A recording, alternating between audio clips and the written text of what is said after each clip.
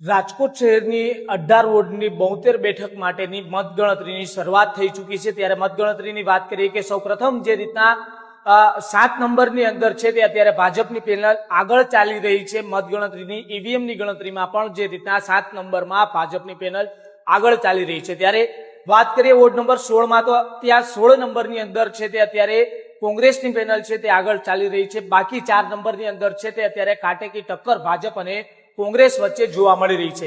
અનેક વોર્ડની જે રીતના મતગણતરીની શરૂઆત થતાની સાથે જ છે તે ક્યાંક ભાજપ અને કોંગ્રેસ વચ્ચે ટક્કર તો ક્યાંક ભાજપ આગળ તો ક્યાંક કોંગ્રેસ આગળ જોવા મળી રહી છે। ત્યારે થોડી ક્ષણોની અંદર ચોક્કસ પરિણામો છે તે સામે આવવાના છે। ત્યારે જે શરૂઆતી પરિણામો છે ત્યારે શરૂઆતી પરિણામોની અંદર છે તે એક સાથે જ્યારે ઈવીએમ ખોલવામાં આવતા હોય છે અને આની મતગણતરી કરવામાં આવતી હોય છે ત્યારે વોર્ડ નંબર 16માં કોંગ્રેસ આગળ છે, જ્યારે 4માં ભાજપ અને જે રીતના કહીએ કે જે કોંગ્રેસ વચ્ચે કાટેકી ટક્કર, ત્યારે 7 નંબરમાં ભાજપની પેનલ આગળ આવી રીતના ક્યાંક ભાજપ આગળ ક્યાંક કોંગ્રેસ આગળ તો ક્યાંક કાટેકી ટક્કર જોવા મળી રહી છે। ત્યારે ચોક્કસ પરિણામો હવે શું સામે આવે છે તે જોવું અતિ મહત્વનું રહેશે।